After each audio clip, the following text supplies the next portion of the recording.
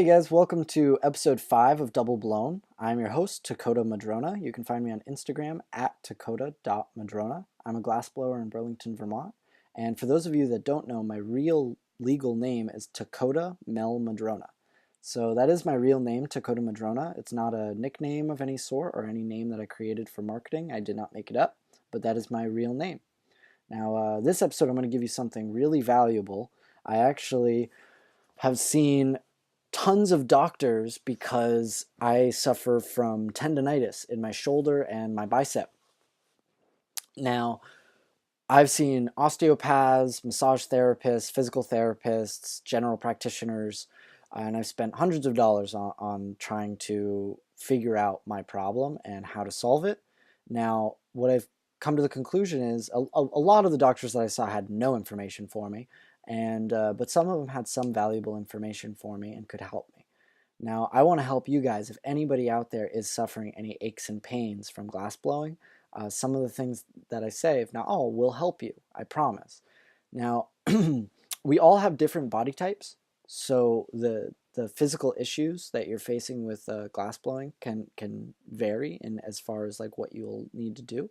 But as a whole, what is happening is with tendinitis, which I didn't quite understand at first. I didn't really know what tendinitis was or how you could possibly cure it. Now, it's not a bacteria or a virus or a disease. It's that can be cured with a pill or uh, an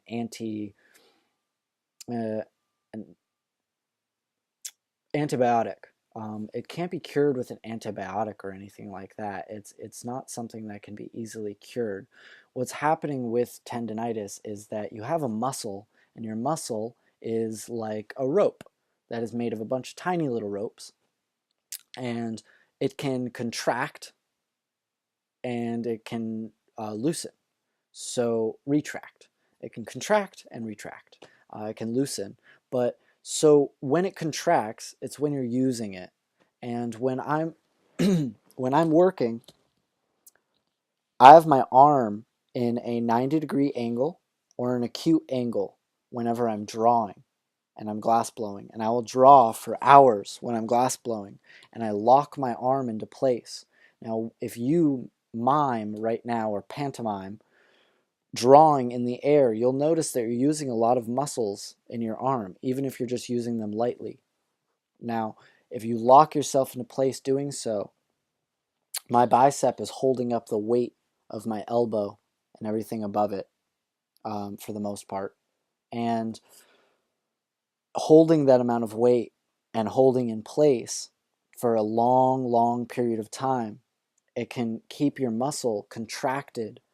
And what happens is when you loosen your muscle, it stays contracted, and you're damaging your muscle just from overuse.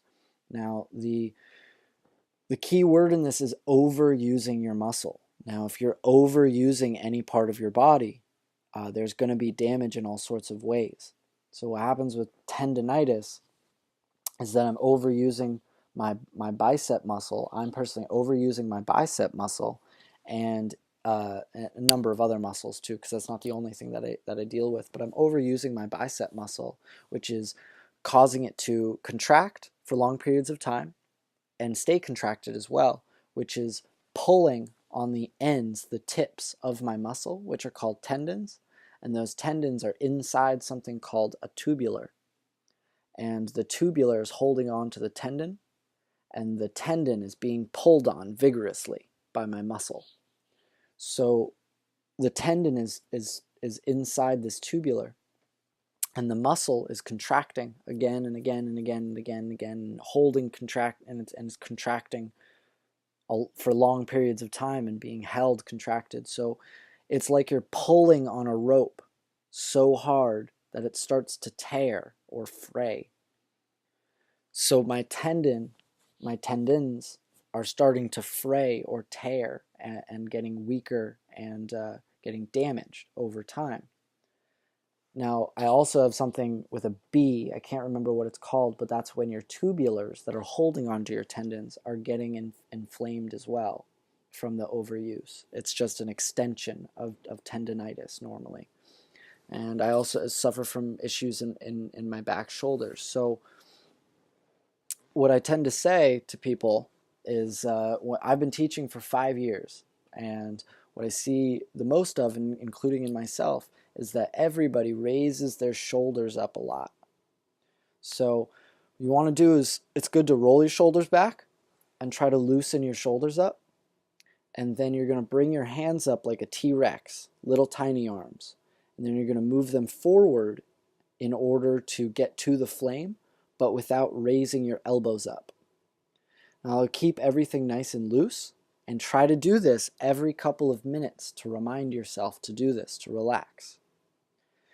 Now, what happens is people over time raise their shoulders and raise their elbows, and that's using muscles a lot of the time you don't necessarily need to use. And when you do need to use them, you need to regulate how much you're using them, because you can overuse them. Now, people get into all funky positions when they're working, and they move their shoulders up and their elbows, and they get in funky positions when you're glass blowing. And you have to remember to loosen up and relax your shoulders, get back to your T-Rex stance, and put your arms forward, and then move to position. Very, very important, because what you're doing is stressing out all these muscles in the back of your shoulders. Now, when I draw, I stress out my shoulder, and I bring my shoulder up to my face, almost as if I'm playing in a violin of some sort. When you bring your shoulder up really, really high. So I bring my shoulder up, and I have my arm bent. So I always have to remind myself to relax my shoulder. But no matter what, I have my arm bent. Now, what my doctor said is that I'm on the smaller side, so I'm 5'8" and 130. I was about 125 when I saw him, and he said that I need to gain 10 pounds, especially in my upper body, if I'm going to keep doing what I'm doing, because I'm just overexerting the muscles that I have. And some people are much larger than me, and they won't suffer these issues. Some people are much larger than me, and they will suffer these issues. Now, you might not need to gain weight, but you need to include an exercise into your life that is going to build the muscles that are going to counteract the stresses you are putting on them.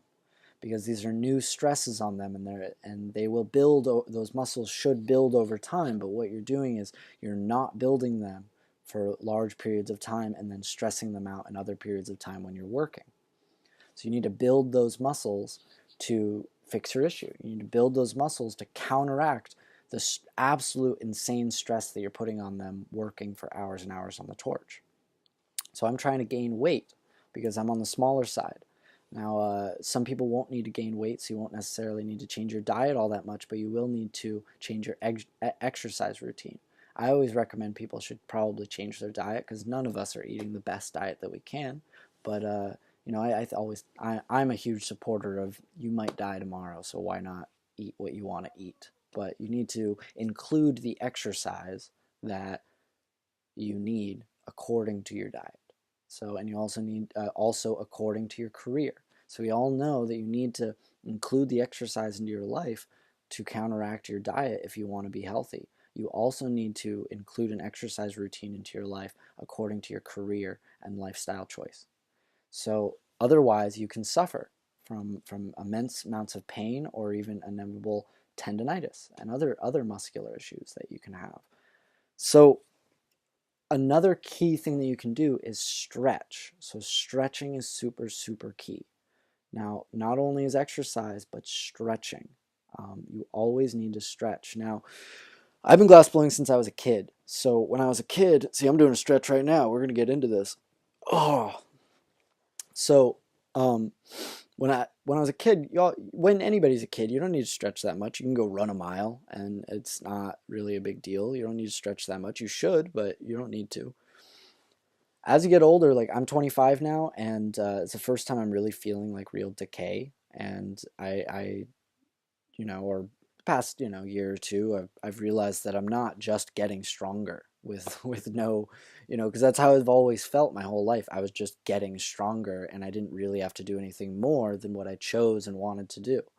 But now I'm getting to a point in my life I'm realizing I do need to do more. I'm going to need to do way more than I do to achieve the same thing I was just achieving naturally most of the rest of my life. So so now I have gained a little bit of weight. I'm exercising, and I can definitely do 1,000 times better, and I will try at least. We all know that it's unbelievably difficult to gain or lose weight, whoever you are, whomever you are. I don't know which one is right there, but whomever you are, we all know that it's extremely hard to lose or gain weight. Some people it's easier, some people it's not, and vice versa, or whatever. It's some people it's really easy for them to lose weight. Some people it's really easy for them to gain weight. Um, but we all know that it's very difficult to change your weight, but and change, more importantly, change your lifestyle. Start exercising on a regular basis and eat different foods. It's all very, very difficult. But I can tell you that it is possible, and that getting getting the first step in is the hardest. It really, really is. It sounds ridiculous, but it really is. Once you get yourself going, you start releasing endorphins in yourself doing these activities, because these activities naturally do that, eating better and exercising. And that leads to you wanting to do it more because it feels good. So just get your foot going, get off the couch. Know that it will feel better. Try to do it in the morning.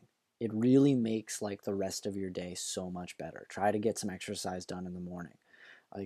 A lot of people suffer with that.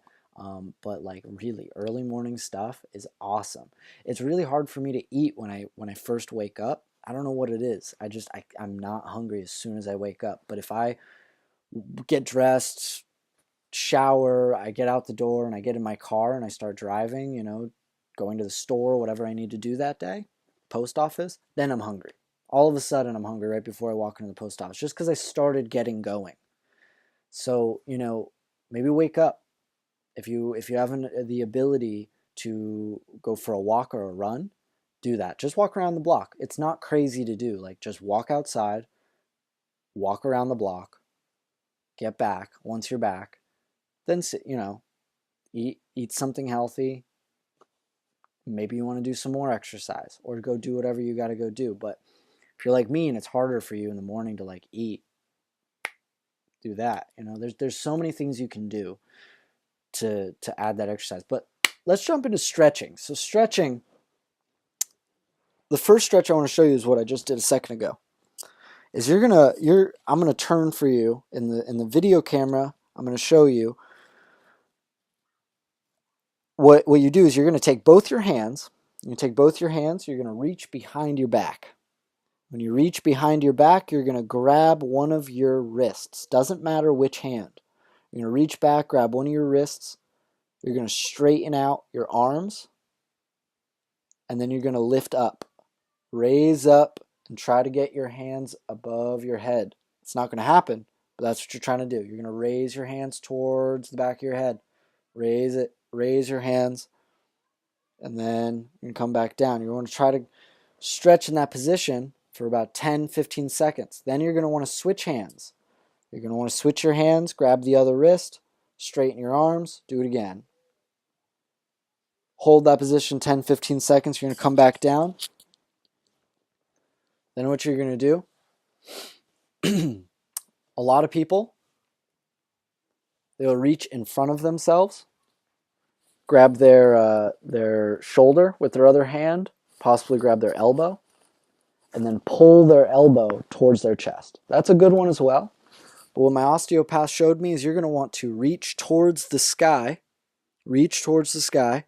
Then you're going to, with either hand, doesn't matter, pick a hand, reach towards the sky, then reach for your other shoulder. Try to touch your other shoulder. Grab your elbow with your other hand. So with your other hand, grab the elbow that is currently bent, and then pull back behind your head. And you're going to pull back as far as you can, hold again 10-15 seconds, release, and then we're going to do it again with the other arm. Take the other arm, reach towards the sky, reach for your other shoulder with the same arm, and then grab your elbow with the opposite arm, pull back behind your head, same thing. Now I'm going to switch the audio over to a different mic and show you my wall, because these stretches need to be done on a wall and a door. So here we go. So I'm going to unplug you. We're going to switch over. Now what we're going to do is we're going to take our hand, we're going to make a fist with our thumb in our hand. And we're going to bring the back side of our thumb to the wall.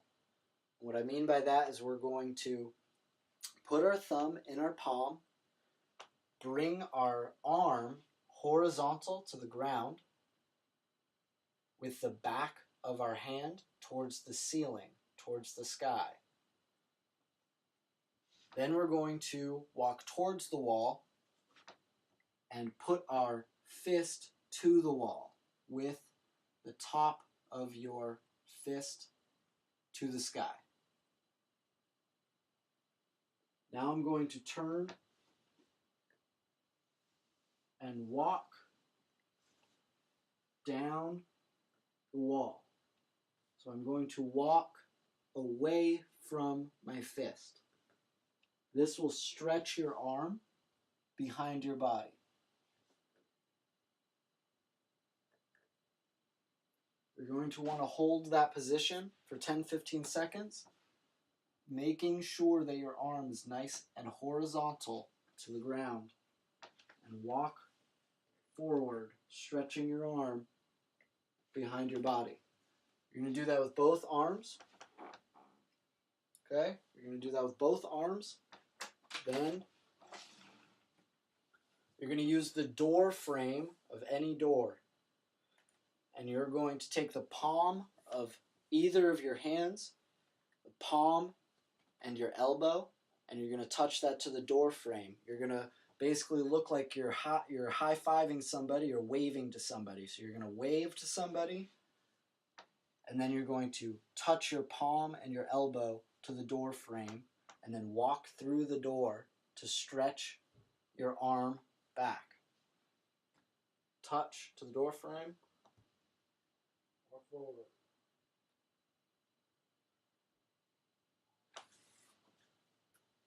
Now you can do this with both hands. Walk through the door, stretch your arm, hold 10-15 seconds.